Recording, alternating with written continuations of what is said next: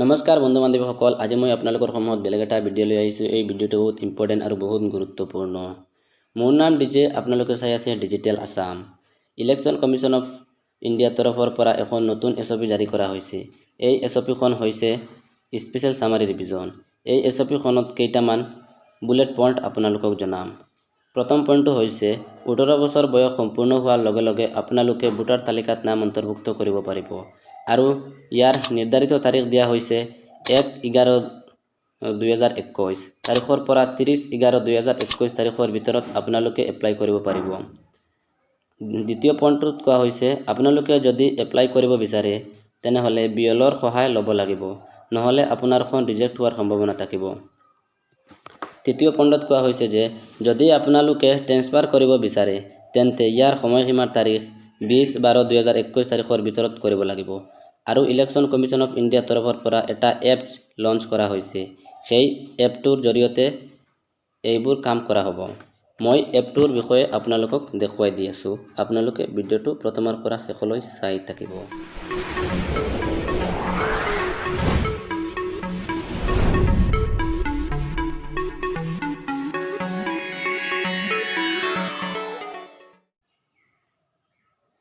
প্ৰথমে আপোনালোকে এপটো ওপেন কৰিব। ওপেন কৰাৰ লগে লগে দেখিব এখন ইণ্টাৰফেচ আহিছে। এখন ইণ্টাৰফেচ অহাৰ লগে লগে দেখিব পাৰিব যে ইয়াত বহুকেইটা মাধ্যম আছে। Form 6, form 6A, form 7, form 8, form 8A আপোনালোকে দেখিব পাৰিব। ফৰ্মছ ৰিচিভড উইদিন 7 days আপোনালোকে যদি অনলাইন কৰে তেতিয়াহ'লে ইয়াত আহি আপোনালোকে দেখিব পাৰিব যে ইয়াত আহি সোমাব। ফৰ্ম ৰিচিভড বিফৰ 7 days ইয়াত আপোনালোকে যদি নিউ ৰেজিষ্ট্ৰেশ্যন কৰে তেতিয়াহ'লে ইয়াত আহিব। ফিল্ড ভেৰিফিকেশ্যন কমপ্লিট আপোনালোকে যদি ফিল্ড ভেৰিফিকেশ্যন কৰে তেতিয়াহ'লে এইটোৰ জৰিয়তে আপোনালোকে এই ফিল্ড ভেৰিফিকেশ্যন কৰিব পাৰিব।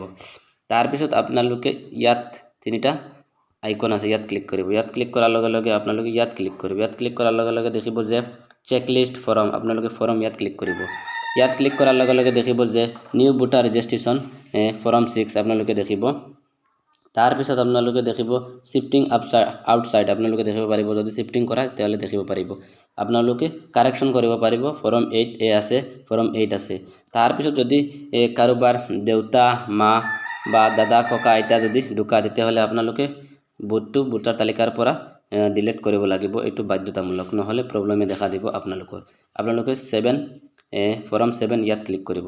ইয়াত ক্লিক কৰাৰ লগে লগে দেখিব যে ইয়াত আপোনাৰ পেজটো আহিছে। আপোনালোকে লেট ষ্টাৰ্ট ইয়াত ক্লিক কৰিব। ইয়াত ক্লিক কৰাৰ লগে লগে য়েছ আই হেভ ভোটাৰ ID নাম্বাৰ ইয়াত ক্লিক কৰিব। ইয়াত ক্লিক কৰাৰ লগে লগে আপোনালোকে ইয়াত ভোটাৰ ID নাম্বাৰ দিব লাগিব, নহ'লে প্ৰব্লেমে দেখা দিব। ইয়াত দিব। তাৰপিছত আপোনালোকে ফেচ ডিটেইলছ ইয়াত ক্লিক কৰিব। ইয়াত ক্লিক কৰাৰ লগে লগে দেখিব we have found this record for you, enter voter ID, please check on button আপোনালোকে প্ৰচিড বটন ইয়াত ক্লিক কৰিব। ইয়াত ক্লিক কৰাৰ লগে লগে দেখিব আপোনাৰখন সম্পূৰ্ণৰূপে আহি গ'ল। এতিয়া মোৰখন আহিছে। তাৰপিছত নেক্সট ইয়াত ক্লিক কৰিব। ইয়াত ক্লিক কৰাৰ লগে লগে ইয়াত তিনিটা অপশ্যন আছে। আপোনালোকে এই যিটো শেষৰ অপশ্যন আছে এইটোত আপোনালোকে দিব লাগিব। Other person name in electoral roll due to date আপোনালোকে ইয়াত দিব লাগিব। তাৰপিছত আপোনালোকে ইয়াত please enter your voter ID number আপোনালোকে যাৰ নামৰ ভোটাৰ ID কেঞ্চেল কৰিব বিচাৰে তাৰ এইটো দিব লাগিব। DCS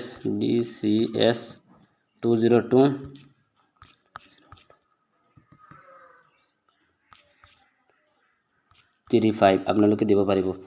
দিয়াৰ লগে লগে আপোনালোকে আকৌ ইয়াত দিব লাগিব ফেচ ডিটেইলছ। ইয়াত দিয়াৰ লগে লগে আপোনালোকে দেখিব আপোনাৰ নেক্সট ইয়াত মাৰিব লাগিব।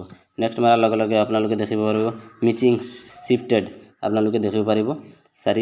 চাৰিটা অপশ্যন আছে, 4-5টা অপশ্যন আছে আপোনালোকে দেখিব পাৰিব।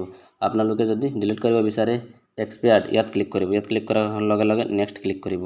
নেক্সট ক্লিক কৰাৰ লগে লগে আপোনালোকে যদি বিচাৰে আপোনালোকে যদি ডিলিট কৰিব বিচাৰে ইয়াত আপোনালোকে দিব লাগিব BLOৰ নাম, নেম অফ দ্য এপ্লিকেণ্ট কোনে ডিলিট কৰিছে সেইটো আপোনালোকে দিব লাগিব। BLOৰ নাম দিব লাগিব। তাৰপিছত আপোনালোকে দিব লাগিব প্লেচ পূব চামৰালী। তাৰপিছত দিব লাগিব মোবাইল নাম্বাৰ। তাৰপিছত আপোনালোকে ডান ইয়াত ক্লিক কৰিব। ইয়াত ক্লিক কৰাৰ লগে লগে দেখিব আপোনাৰখন সম্পূৰ্ণৰূপে ফৰ্ম 7 ফিল আপ হৈ গ'ল। তাৰপিছত আপোনালোকে দেখিব পাৰিব যদি কিবা ভুল হয় আকৌ বেক কৰি চাব পাৰিব। তাৰপিছত কনফাৰ্ম ইয়াত ক্লিক কৰিব। ক্লিক কৰাৰ লগে লগে দেখিব আপোনাৰখন সম্পূৰ্ণৰূপে হৈ গ'ল। এতিয়া মোৰখন হৈ আছে, আপোনালোকে চাব পাৰে। তাৰপিছত আপোনালোকে যিটো ৰেফাৰেন্স আইডি হয় থেংক ইউ দেখুৱাইছে আপোনালোকে দেখিব your application has been submitted successful.